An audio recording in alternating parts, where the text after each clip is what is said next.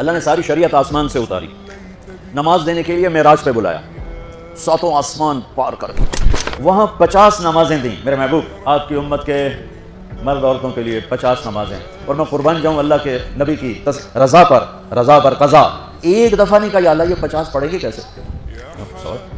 50 کیسے پڑھیں گے؟ پتہ پہلی امتوں میں کتنی نمازیں فرض تھیں؟ 2، فجر کی 2 رکعت، عصر کی 2 رکعت۔ میرے نبی اسی وقت آمین کہا اور واپس چل پڑے۔ آگے موسیٰ علیہ السلام کھڑے تھے، حضور کیسی رہی ملاقات؟ کب 50 نمازیں ملی۔ کہنے کہ توبہ کون پڑھے گا، اللہ کے واسطے واپس جائیں، تھوڑی کروا کے لائیں۔ تو آپ 6 آسمان پہ پہنچ چکے تھے، سدرۃ المنتہا سے 6 آسمان، لاکھوں کروڑوں سال کا فاصلہ، لیکن وہ یوں طے ہو رہا تھا، واپس گئے یا اللہ کوئی تھوڑی کر دے، خفف عن امتی، تو اللہ کہتا ہے چلو ٹھیک ہے 45 لے کے واپس بھیجیے۔ آگے پھر موسیٰ علیہ السلام کھڑے ہو چونکہ اللہ کے نبی نے پھر نہیں کہا کہ تھوڑی کریں، ہاں جی کتنی، کیا ہوا کہ 5 معاف ہو گئی، کہنے یہ میں منت کرتا ہوں اب واپس جائیں، انہوں نے کوئی نہیں پڑھنی، بہت زیادہ ہیں، پھر واپس۔ اللہ نے پھر 40 اڑانے کی بجائے اللہ نے کہا اچھا 5 معاف، تو 40 ہو گئے۔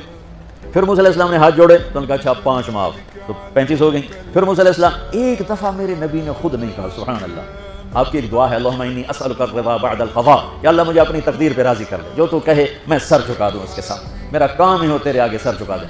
35 یا رسول اللہ واپس، اللہ نے کہا چلو 5 اور کام، 30، پھر واپس انہوں نے بھیجا، پھر 5 اور کام، چلو میرے محبوب 25، پھر واپس چلو میرے محبوب 20، پھر واپس میرے محبوب 15، پھر واپس میرے حبیب 10، پھر واپس میرے حبیب 5 پہ آ گئے۔ اب پہنچے، اب موسیٰ علیہ السلام کہنے لگے اب کیا ہوا؟ اب 5 رہ گئے، اب کوئی نہیں پڑھیں گے۔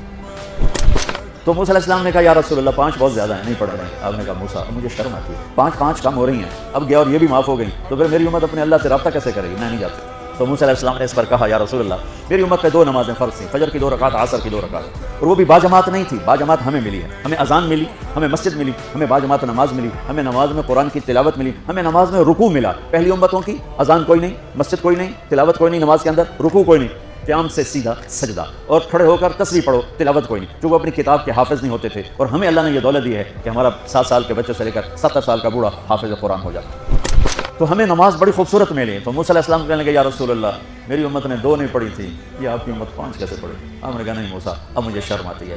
تو نماز کو اتنی اہمیت کے ساتھ میرے اللہ نے قرآن میں، میرے نبی نے زندگی میں، صحابہ نے، میرے نبی کے نواسے نے کربلا میں مثال قائم کر دی کہ دنیا ادھر کی ادھر ہو جائے، جسم کی بوٹیاں ادھر جائیں پر سجدہ نہیں چھوٹ سکتا۔ روزے میں ہے مسافر ہو بعد میں رکھ لو، بیمار ہو بعد میں رکھ لو، نماز میں کوئی معافی نہیں ہے۔